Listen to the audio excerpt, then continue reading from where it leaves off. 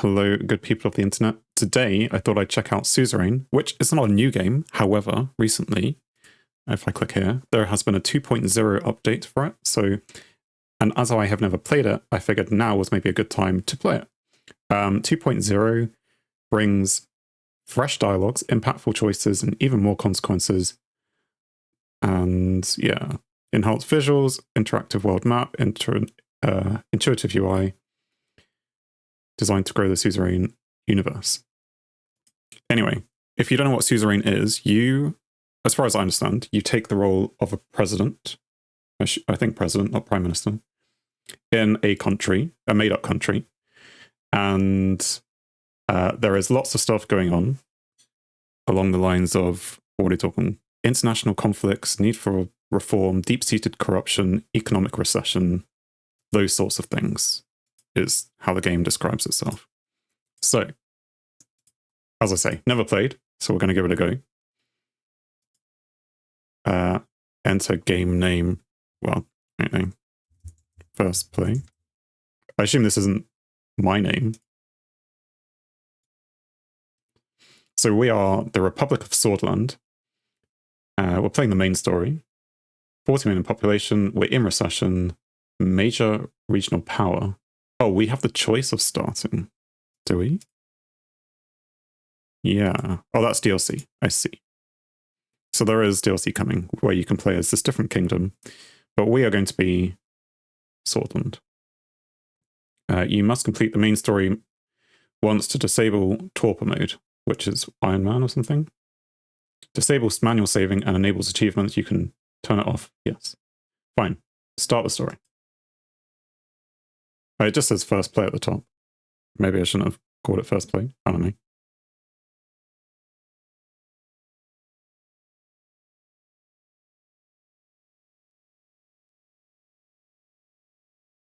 You are my enslavement and my freedom. You are my flesh burning like a raw summer night. You are my country. What I probably need to do very quickly is just ensure the sound is coming through, because it probably isn't.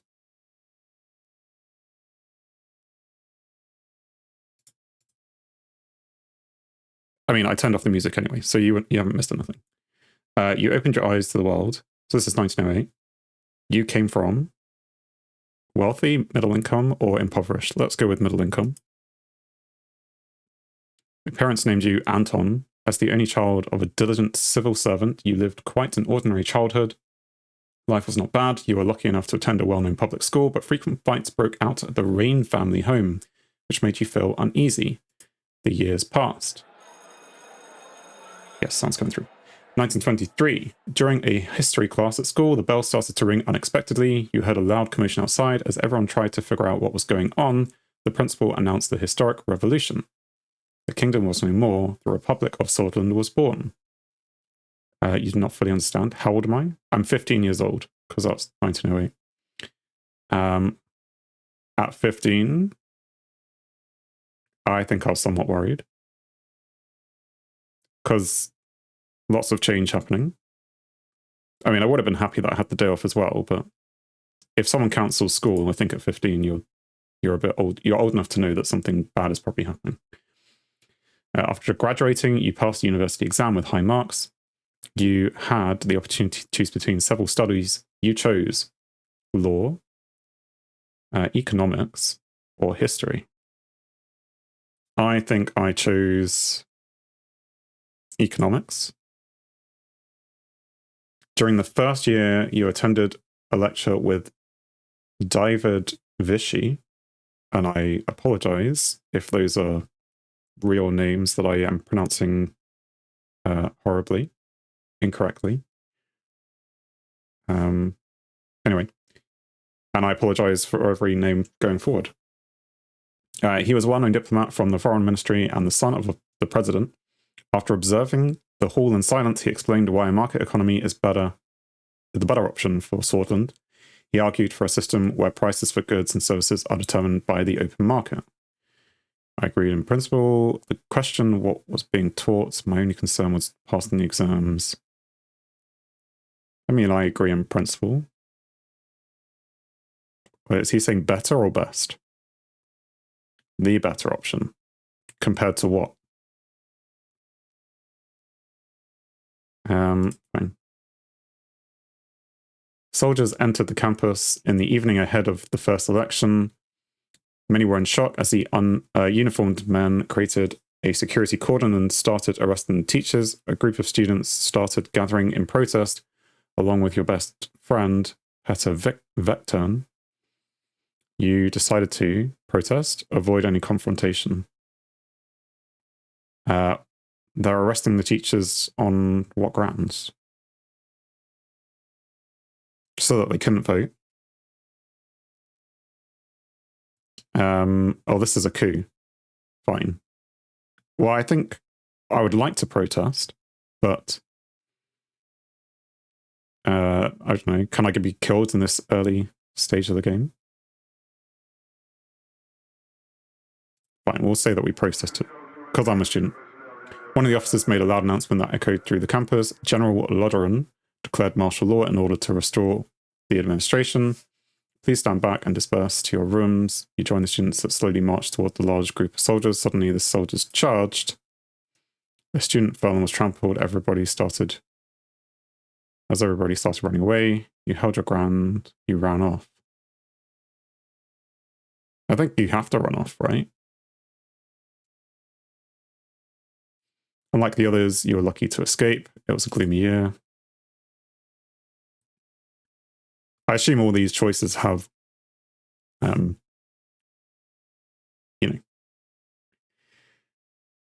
consequences coming up. Anyway, the majority of the students and teachers displayed their opposition. Thus, Lochhaven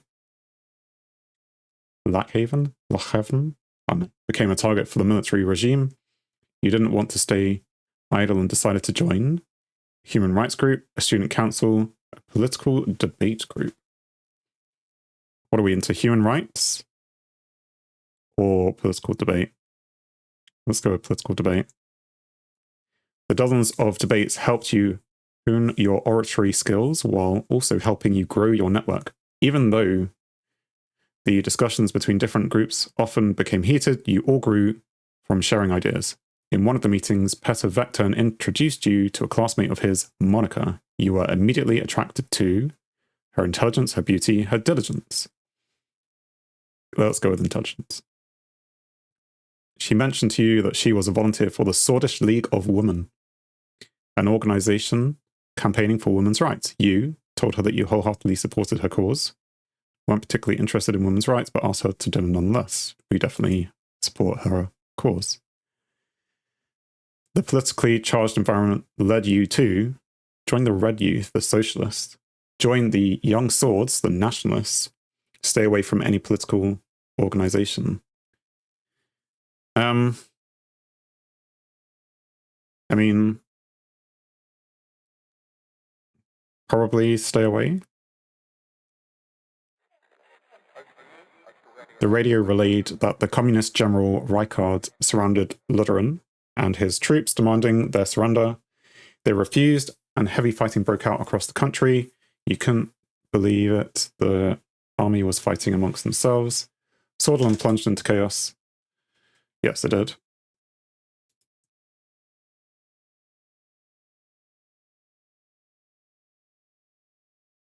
The clashes escalated into a full-blown civil war. The horrors made you isolate yourself for a while. Monica helped you cope, and love grew between the two of you. However, it was a difficult time for love. The chaos had to end.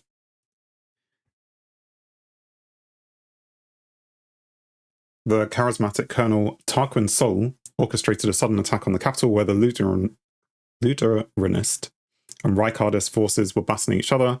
He defeated both, ending the war. A new constitution was written, and the military government began efforts to restore stability. Many people saw the colonel as a savior. He formed the United Swordsland Party and ran as a presidential candidate in the first ever single-party elections. You voted for the United Swordsland Party.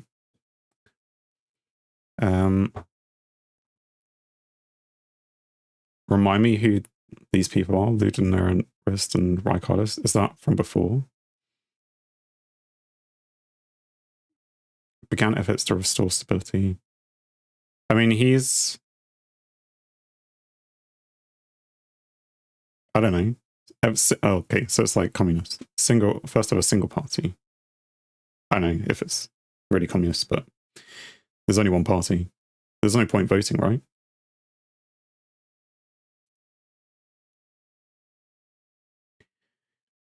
USP won the election by a large majority. The military government announced a 4-year restoration period to transform to an entirely civilian government. After graduation, you kept seeing Monica. You were both interested in marrying and starting a family. However, a letter arrived from the military calling you to fulfill your compulsory service. It was time to serve your national duty. A devastating civil war broke out in the neighboring country, Wayland? I don't know. It quickly turned into a proxy war between regional and world powers. The distinguished Major Joseph Lancia ordered you to lead your squad on a border patrol mission. It was a very cold winter night when you began marching out of Gumrun Outpost. You could see your breath. After several hours of marching through the snowy hills, distant noises were heard. Visibility was too low to confirm the source, so the squad crawled forward in formation and found a spot to observe. A group of refugees had made it beyond the border fence. You...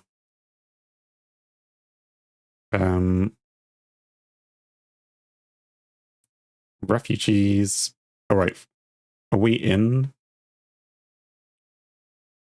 Like, I don't want them to slip through. I'd like to take them to a refugee camp within the country. If we're in our own country, Swordsland. But it's fine. We'll let them sit through. After the patrol, Major Lancia arrived with anger, immediately relieved you of your command, calling you a disappointment. One of the squad members had reported your actions after several months of scrubbing floors as a punishment. Your duties ended, and you went back to civilian life. So, I could have done some military things. Maybe I would have got some bonuses later on for military things. I'm probably choosing all the wrong choices. Who cares? I mean, I assume we're going to fail at our presidency anyway. You and Monica decided to share your lives together. After receiving the blessings of her parents, a ceremony was held in Hulsord. During the same year, you worked hard to secure a high-paying job within the governing United Swordsland Party. It was much more difficult to start your career on a good foot because of the refugee incident, but you still managed. Working for the ruling party was the easiest path to power. Financial compensation was too great to pass up. It was the best opportunity to change the country for the better. So yes, am I doing this to get power, for money, or to change the country?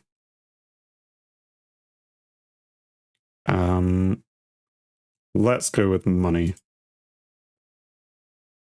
You became the economics assistant to one of the more experienced members of Assembly. You worked long and hard investigating hundreds of pages of economic reports late into the night. You were climbing the ladder. Tarquin Sol gave amnesty to the remaining factions of the Civil War and chose de-escalation and appeasement.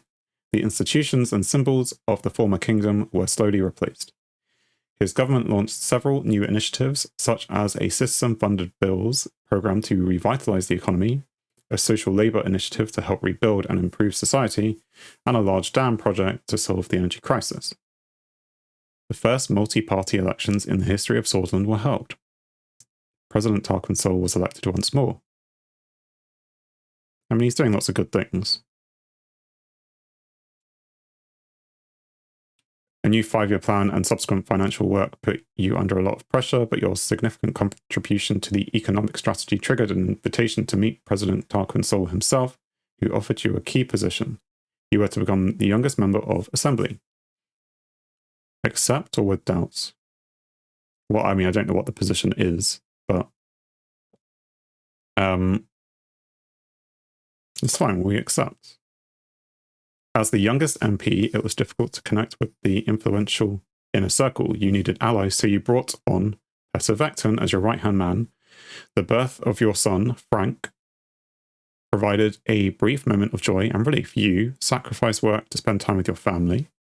Sacrificed family time to improve your position in the party. No, we spent time with the family. During your absence, Petter Vecton found trustworthy contacts and strengthened your position in the party. Thanks, Petter. At the same time, President Sol increased his authority over the years. His growing ego started to cause strife within the USP. The cracks began to show. President Sol barely secured a majority in the election against the opposition leader. Over the next year, the Swedish people grew increasingly discontent with corruption and the worsening quality of life. Meanwhile, calls for a united Sword Party Congress became louder as your leadership struggle started to brew. You watched from the sidelines, kept supporting the president, joined the internal opposition. So calls for a party congress. Do we not have congresses all the time? I guess maybe that is a specific thing which would lead to a vote. I mean, I'm not really supporting the president if he's losing. I mean, he has won the vote.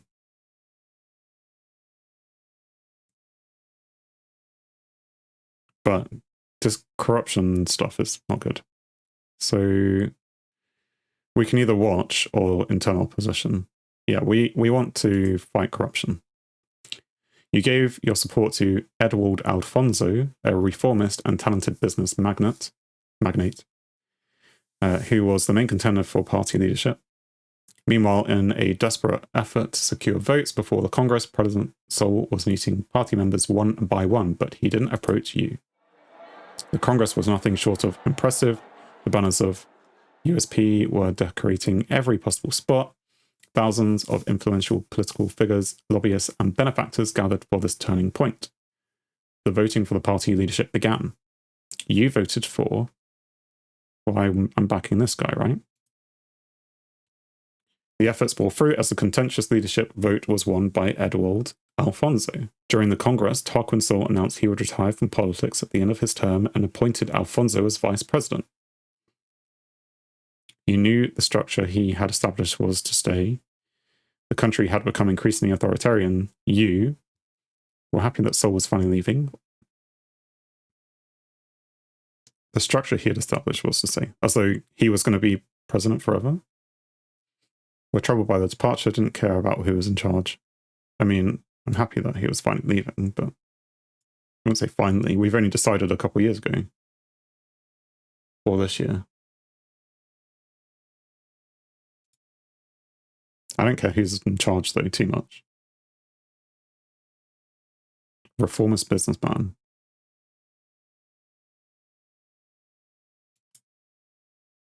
A month later, your daughter was born. Monica named her Diana. She motivated you during a tumultuous period in the party. As the VP and leader of the USP, Edward Alfonso began dismantling the old organizations and structures established by the USP, such as the State Educators Corps and the Swedish State Corporation Bills. The general elections were approaching. The United Sweden Party was under new leadership. You joined the party effort and campaigned for him. Did your best not to help him. I think we're helping our party, right? We're in the party, we might as well help it. During the general elections, the main opposition leader was embroiled in a sex scandal with his secretary. He was replaced by the more popular figure, Franz Richter, but the damage had been done. The new economic policies and the extensive privatization program proposed by Edward Alfonso secured an election victory for the United Sweden Party. Over the following years, you did your best in order to make Sweden a better place. Tried all that was necessary to climb up the ladder, dedicated yourself to the party and its success. We want to make Sweden a better place. We don't necessarily care about the ladder. The presidency of Alfonso saw many bold reforms in government and law and advancements in liberal democratic values. He valued your support throughout. However, due to infighting and disorganization, continental economic tensions, and fast-track privatization, it was followed by a severe economic recession. The other parties announced their bids for the 1953 election, but the unfair election system hampered opposition efforts to campaign. You thought that your party could not survive another crisis, were worried about the economic recession, worried that your reputation would be tarnished along with Alfonso. Let's say we're worried about recession because we're an economist, right?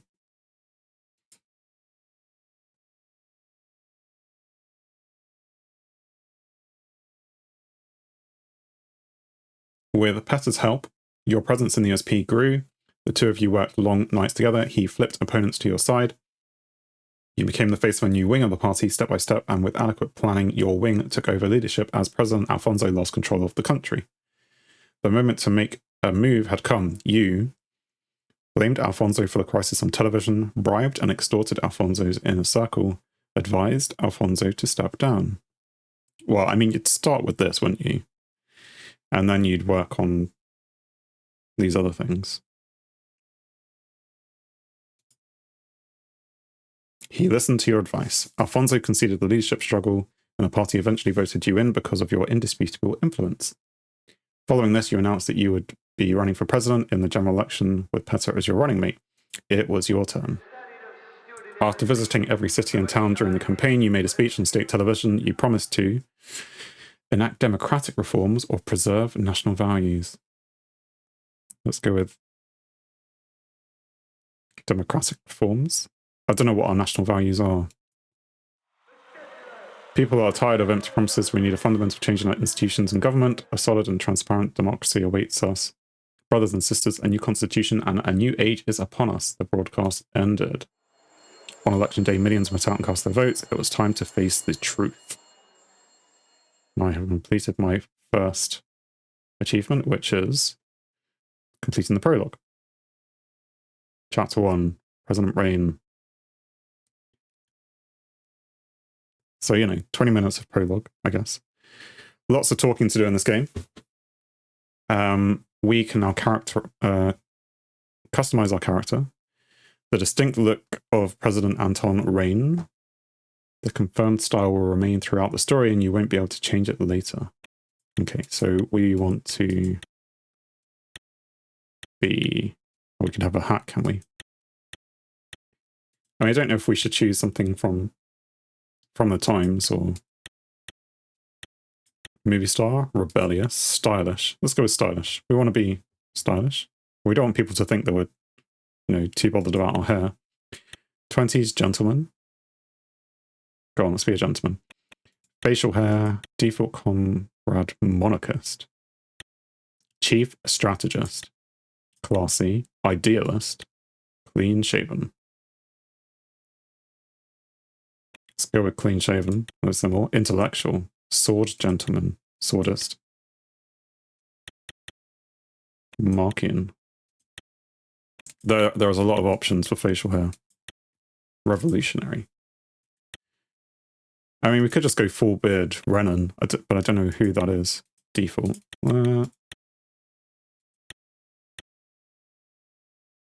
Let's go with intellectual so that we can be smart. People think we're smart. Attire, default, whatever that is. Maroon suit. Swordland first. Tuxedo. Grand. A white suit. Or the default. Let's just go with default. Background, office, turn, gold, green. Does any of this matter? Office. Green. Or turquoise. Let's go with turquoise because it brings out the turquoise in our eyes. Okay, there's no turquoise in our eyes. Accessories. Glasses, glasses, glasses. Or a cigar. Or a pipe. I don't think we need any of those. Anyway, this is who we are. Are you sure about your customization choices? No, but I'll click yes anyway. Election campaign promises. As Anton Rayne, you have made a consequential promises to the people of Swordland to gain their votes in the 1953 election campaign. Consider these commitments carefully. Economic direction. After the recent market reforms and the recession, the country finds itself stuck between two different economic systems, with the indecision and turbulence causing the population to demand a direction. Promote planned economy or a market economy. I think we want a market economy. Diplomatic leaning. Oh, we have to consider these carefully. I mean, did I consider that carefully enough? We're currently unplanned is what I read from that. But as an economist, I think we agreed earlier that market was better. Global rivalries between capitalist Arcasia in the west and the monarchy of Rumburg to the north and the communist United Contana in the east are intensifying. Swordland has the potential to align with others or lean towards neutrality. We can either go east or west. I mean, if we're going for market, we should probably go with capitalist Arcasia. But I can't see anything about those countries. It would be nice to make a decision based on that rather than just hearing that one's capitalist and one's communist. We also can't side with the monarchy in the north. Let's align west. In the last 5 years, Bloodish, Vasek, and Agnolian immigrants flocked to Swordland due to relaxed immigration laws enacted by former President Edward Alfonso. As a result, these tensions are causing requests for a political solution. Toughen immigration laws, retain relaxed immigration. I think we're okay with relaxed immigration.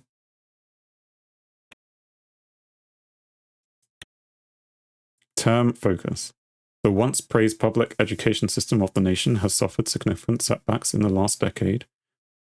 The lack of new schools, high student-to-teacher ratios, low teacher salaries, and even a lack of classroom equipment in certain parts of the country cause massive divergences in the public education system. Or defense.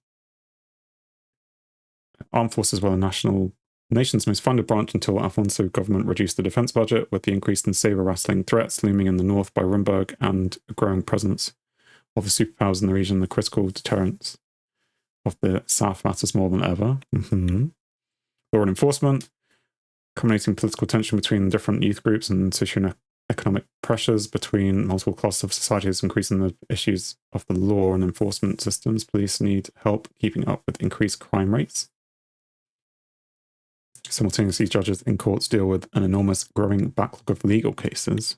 Health system and healthcare quality have stagnated due to administrative inefficiencies, increased service demand, and increasing divide in service quality between urban and rural hospitals. The average life expectancy has dropped significantly, with issues such as maternity deaths and disease outbreaks.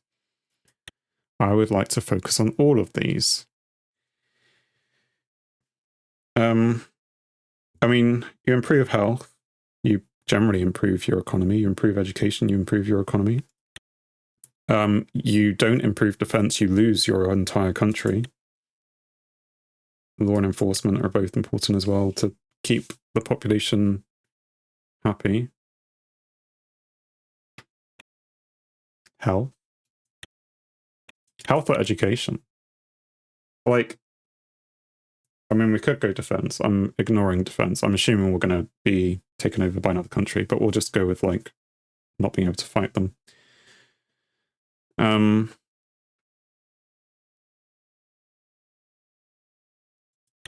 Let's go with health or education so that people know that we need health. No, I'm not sure about my decisions. I've gone with health. 2 weeks have passed since we won the election, and now I was about to be sworn in as the 4th president of Swordland. Thousands were watching the inauguration ceremony, cheering my name, Anton Rayne. The die was cast, and there my story began. I mean, it's begun about 20, 30 minutes ago now. In the distance, the Maroon Palace stood on top of the famous Hill of Pride. I had no way of knowing what future awaited me there. I looked at my family. My son and my daughter, Frank and Deanna, were next to Monica, my wife. Her eyes were glimmering with pride. Then I turned toward the key people who made it all possible. Of course, each individual was promised an important position in my government, were they? I saw my previous rival and former president, Edward Alfonso, who gave me a slight nod. Tarquin Sol was also invited, but as expected, he didn't leave his island retreat. This is also Hawker. As my thoughts slowly faded away, the reality of the situation dawned on me. Also, Hawker, the Chief Justice of the Supreme Court, was waiting for me. Time for the oath has come. I'm ready. Let's start. What's the difference in any of these? Please repeat after me. I do solemnly swear. I do that I will respectfully execute the office of the President of Swordland, and to the best of my ability, preserve, protect, and defend the people and the Constitution of the Republic of Swordland. You may now deliver your inauguration speech, Mr. President. Thank you. Dear citizens of Swordland. So do you want to be like really formal?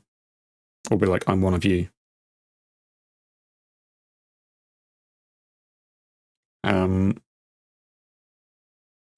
go formal. Crowd look eager, very eager to listen to me. The idea of unity, the current dire situation, change and hope.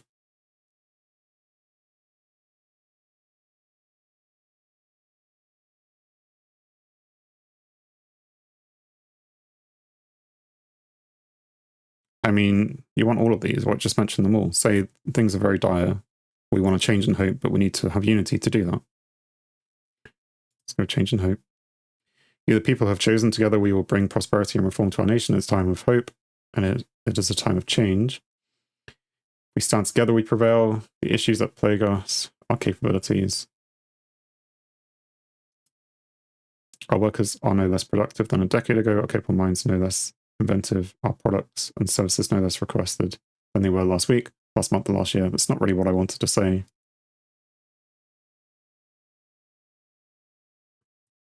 Promise you we will stop the recession and eliminate poverty. Well, we can't. Let's not make promises we can't keep. The future awaits us. It's time to turn our faces to the West. We must rewrite our broken constitution from 1929.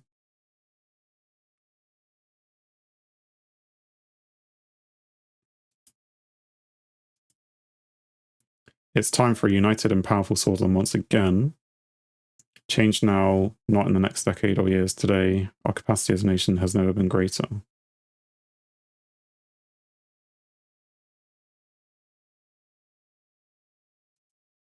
Sure. Hundreds of thousands cheered. They were shouting my name in unison. I felt the responsibility, the power, and the burden all at the same time. And we wave, enjoy the moment, or raise our fist. Well, one of the last two. Let us wave. Sure. Which made the people cheer louder. It took a long look at the people of Swordland to burn this moment into my memory. One of the presidential guards came by to notify me that it was time to leave. I made my way to the leading car in the motorcade. Presidential state car was a jet black Cadilla with flags of Swordland above the front headlights. Next to it, a man was holding the door. Serge Volkner. I'm going with the German W. As a more V sound. Anyway, hello, Mr. President. I still felt euphoric from the aftermath of my speech. Hearing my new title made me smile even more. If you will allow me to introduce myself, I am Serge, your new driver. Nice to meet you, Serge. Yes, it is. It's an honor. He respectfully bowed his head before opening the car door and gesturing inside. I entered the car. We will be heading towards the palace. The motorcade began to move. On the way, Serge proceeded to explain his duties as a driver. As minutes passed by, I found myself lost in a thought again, barely paying attention to what he was saying. He suddenly gestured out the window. Isn't it a beauty, the Maroon Palace? He was right. Sunlight glinted off the palace's many maroon-coloured domes. It was so bright that I had to look away. Every time I look at it, I'm reminded of my duty to this nation. It's in good hands now, so do I. Serge, it's a beating heart of the nation after all. We all owe a great debt to the men who led the country from here. It's just a building.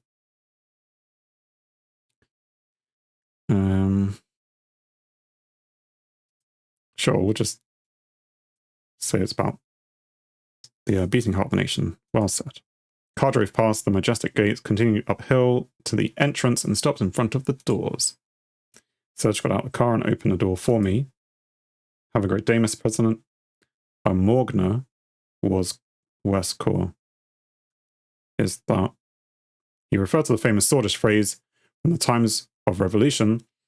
Where Morgan was core, a vector sister, which meant morning will come if victory is close. Goodbye. Am I supposed to say this back to him?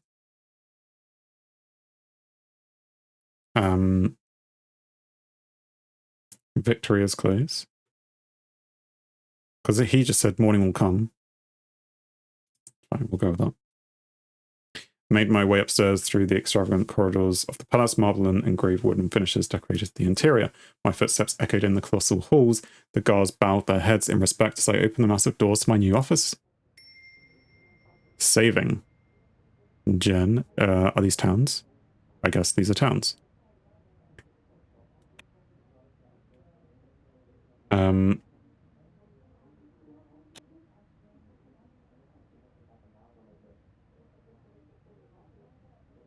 So WASD to look around the map. Oh, these are... I don't... Why are these so far off the map? Like...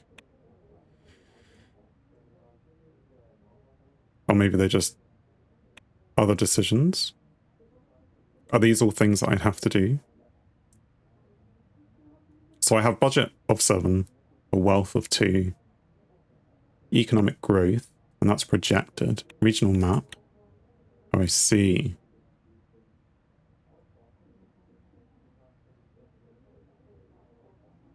So this is the whole map. We're in Swordland, right? Lesbia. Remind me... Okay, the Kingdom of Rumburg was the one which was maybe gonna invade us. There was somewhere in the east which was maybe more communist. Maybe it's this place. And there was somewhere in the west which was it Adania? I thought it began with an A. Caucasian Treaty Organization, so it's probably multiple of these. Anyway.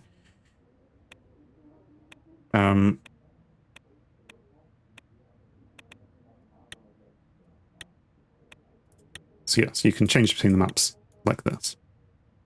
I do not know. Like, there's obviously an exclamation mark. If we deal with that, or if we deal with these side things first. Because this is our whole nation.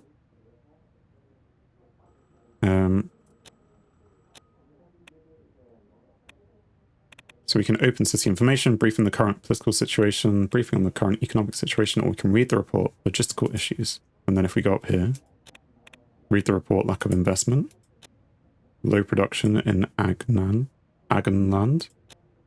Port of Lochhaven loses importance.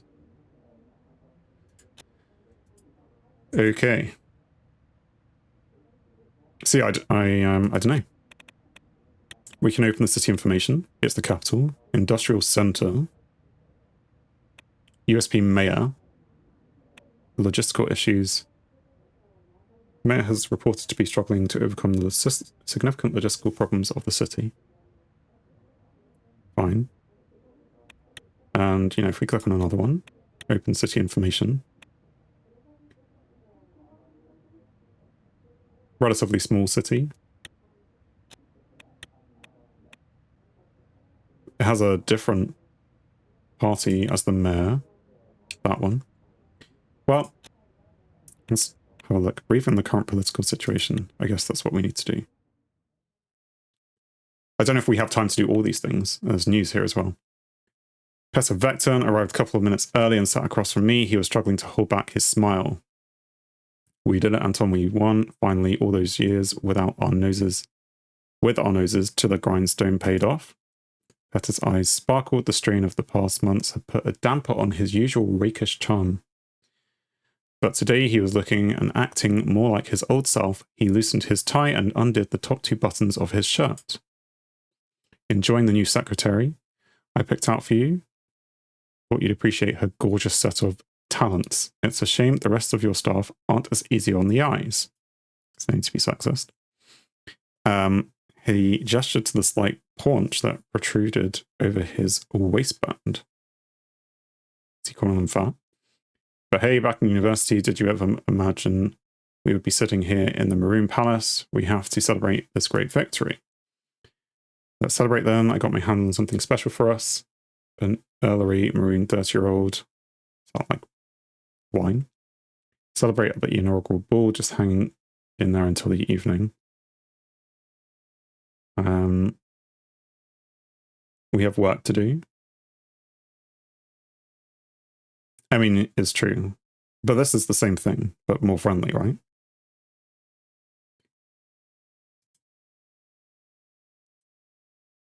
Got things to do, we can let loose at the ball. Let's move on with the meeting. I mean, I'm not sure if I'm even going to the ball yet, but we'll be talking about our political strategy for this term. Lucian and I had a meeting with the party and the reformists. We mostly see eye to eye, but I would want to know what you think. Hope things are looking good. Great, let's go over this when Lucian arrives. Let's see if I see eye to eye. Are we waiting?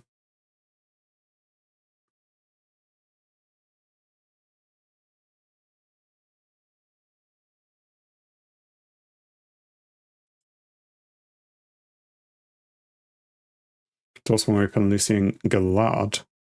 My chief strategist walked in. He was a compact man with sharp bird-like features. After briefly surveying the room from wall to wall, he sat down, poured a glass of water, and opened his briefcase in a series of quick, graceful movements. Gentlemen. The tall case clock in the room struck 3 o'clock. Damn, you're exactly on time. Hello, Petter. Lucian then turned towards me. He very slightly bowed his head. Can't see you, or how are you? Let's not waste any time. Lucian proceed with the overview. Glad to see you.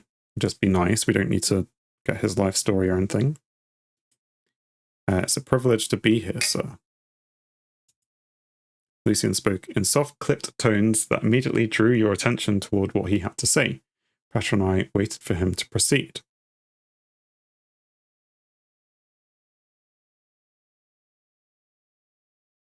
Let's start by evaluating our current situation. A majority of Swedish people demand change. They're more concerned about the economy than the constitution, but they blame the system for their problems. People are losing their trust in our democracy. Why do you think radicals like Bernard Circas are becoming more popular? Everyone's expecting us to bring the change the last government did not. Franz Richter, leader of the Reformists, believes that true change can only be accomplished by transferring some of the powers to the Assembly. I will move into the details of their demands shortly. I agree with the Reformists. Our responsibility is to democratize our broken system. We need to listen to the people if we want to serve this country.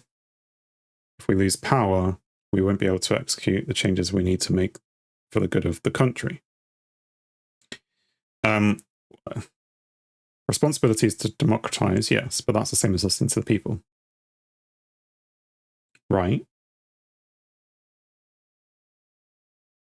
Oh, he wants it in the Assembly. We are just saying, listen to the people. And the people...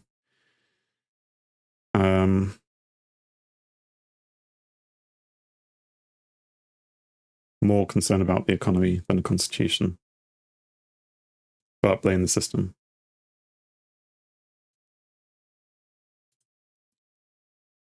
Exactly what we campaign for, a true change that will move the country forward. We will need many allies against the old guard in the government. Mr. Richter managed to persuade many members of the Assembly to give their support for drafting a new constitution. Reformist politicians are quickly increasing in number. While the reformist wing inside our party is still a minority, they could have a tripartisan majority in the Assembly, especially if they unite under Franz Richter. The USP reformists aren't wrong to agree that we need change, but we should be in charge. Mr. Richter could be a potential ally in our goal to maintain a majority in the Assembly. The party must fall in line with our position. We can't have a strong divide. I mean, true.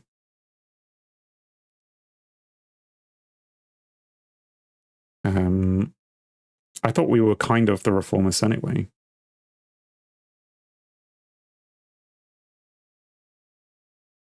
So do we want... Anyway, let's go with that. We can't let PFJP leadership take the spotlight on this. The reformist demands are clear. They want to limit the president's veto powers, ensure that the Supreme Court is independent, and take away the court's right to vote on constitutional amendments. Support the reformers. We need a proper balance of power in this country. We must listen to their demands, otherwise we are no different than the previous administrators. I won't allow them to influence me. We will shape our own future. Proper balance of power. I mean, so if I do this now, do I remove my own veto power? But how are these first two differently? Supporting them or saying we must listen to them? Can't ignore the winds of change after all. Old Guard will do its best to preserve the Constitution. Chief Justice Hawker and his allied judges have a great influence over the Supreme Court, which will be tough to break. The court also has the final say over constitutional legislation. Without their approval, we cannot even change it. We'll need a comprehensive bill to balance the power structure more fairly. We must break the power of the Supreme Court one way or another. I'd rather not go against them. The risks are too high.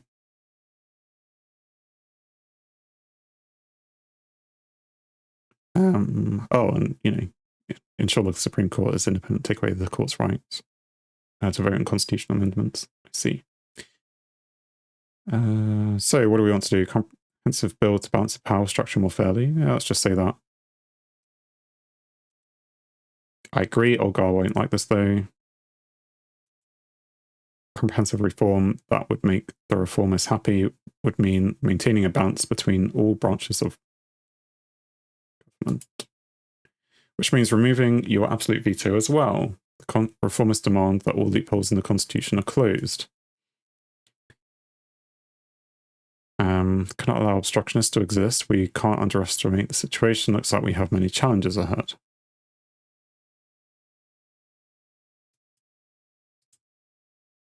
Can figure it out. Our party still holds 130 of 250 seats in the Assembly. We've got the power. However, to reform the Constitution, we must receive a 2/3 majority in the Grand National Assembly, which is 166 votes, and a simple majority in the Supreme Court that equates to 6 votes. After we have settled on how to proceed, we will need to talk with our party figures. Our first goal must be to get the 150 signatures needed to start the process. Following the green light from the USP, we'll reach out to the other party leaders to see if they would back our draft. The last step is to convince the justices of the court. The entire process will take a long time, but we must start working with the Reform Committee to evaluate all possibilities for a new constitution as soon as possible. We will write a more democratic constitution with the reformists. The new constitution should give the president wide-ranging powers to lead Swordsland into the future. We could work with the Old Guard to protect our existing extensive powers.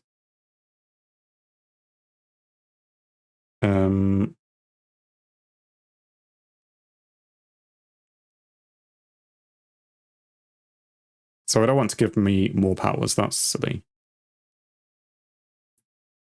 It's fine. Let's just go with the reformists, right? Because if I work with them, then I'm not going to be changing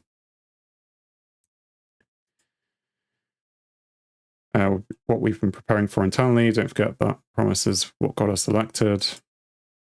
The key thing here will be strengthening the power of the Assembly, which we already lead with a majority.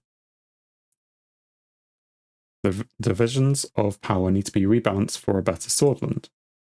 According to the initial draft we made with the reformists, there are 2 changes to the Constitution that are not open for their discussion. Lucian opened his dossier. First, the Supreme Court will no longer vote on constitutional amendments. Second, the President's absolute veto will be taken away. This can be replaced with a limited veto system by fixing the current loopholes. I have no problems with these clauses. Let's work with the reformists. No, this is not happening. I'd rather not include either of these points. I mean, I'd like to keep my absolute veto, but I'll have a limited veto system, sure. Yes, sir. A nod. We will form a reform committee together with all parties and start reaching out to all stakeholders in the Assembly and the Court for a new constitution. By later in the year, we should have an idea of the reform contents and what the other parties want. Lucien took notes. Another important point, we must be aware of the Lotharberg group. The oligarchs convene under this organization to influence economic policies. Conrad led it for a long time before falling ill. The new leader is Mr. Walter Tusk. According to the report, some members of the National Business Council are in their pockets. Tusk and the group will surely try to bribe us in exchange for special economic protections. I was reading that and maybe not taking it in. I want to work with them anyway. The new administration will be open to talk to businessmen. I won't be bought. It won't happen. I will enter a dialogue with them eventually. We need to be diplomatic. We won't let these privileged, greedy, and snobby capitalists run the country. We will be open to talk to business.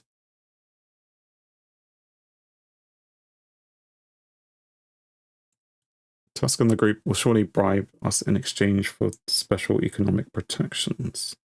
I don't want to have that.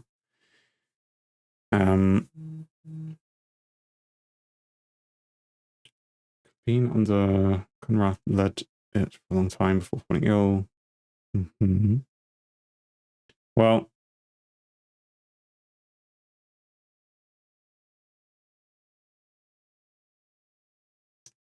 so we need to work with them. It's not like I'm saying I won't be bought, but in that conversation, like we need our economy to be decent.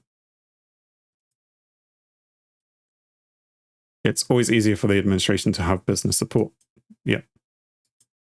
As far as I know, Marcel Caronti has some strong ties to this group. His influence could definitely be an asset for us, but I'm sure he'll want something in return. I'm aware of his wide network. That could come in handy. Group's influence is an important force, one that we should use our administration's advantage. His group. Oh no, the Business Council. Anyway, that group is dependent on our economic policies. They can't move a finger without us. Tusk is heading the group. We should make sure he is on our side.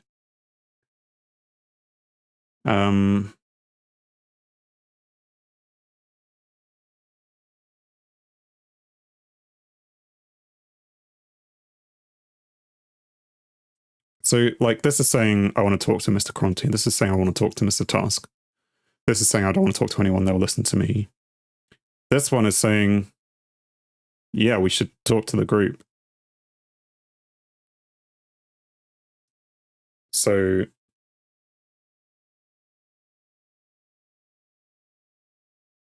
like, I obviously want to talk to the group, though. Just don't. It's like ignoring the question. We should, you know, he's saying we should talk to this person. I'm like, yes, we should definitely talk to the group as a whole. Sure. Let's just need to be careful with him. He looks like the lesser evil, but it could very quickly turn out to be the other way around. Of course it does. We need to tread carefully on all sides with all power players.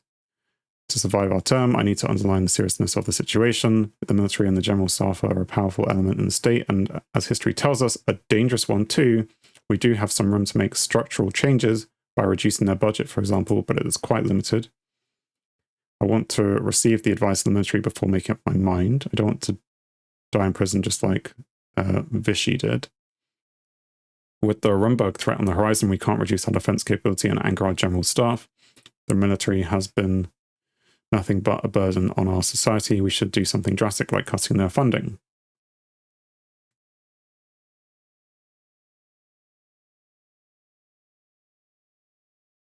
I think Rumberg is a threat. Can't reduce it. Would advise saying the budget should be maintained and we should refrain from confronting the military too directly. Defense Minister Josef Lancier is more loyal to us compared to General Kruger, a fact that obviously can change with our actions. Either way, I see a potential rift between the two since they are clearly of different minds. If we act strongly against the military, both of these guys will unite against us. I agree with Lucien, we need to tread carefully here. Looks at his watch. Well then, gentlemen, precisely 30 minutes. I mean, was it? I don't know. this concludes our political briefing for today. Our next meeting will be about our media strategy. Talk to you soon, so I will keep in touch. See you both at the next meeting. Lucy and Petter bid their farewells and left. A mysterious amount of smoke was rising far away on the horizon. And with that, I think I'm going to put a cut in here, if not one sooner, and I will record another one of these. But thanks for watching. If you've enjoyed this, please leave a like. It will encourage me to do more of these. If you want to see more like this on the channel, or other things on the channel that I do, then please subscribe. You'll get notified in some way. But yes, thanks for watching, and I hope you have a great day.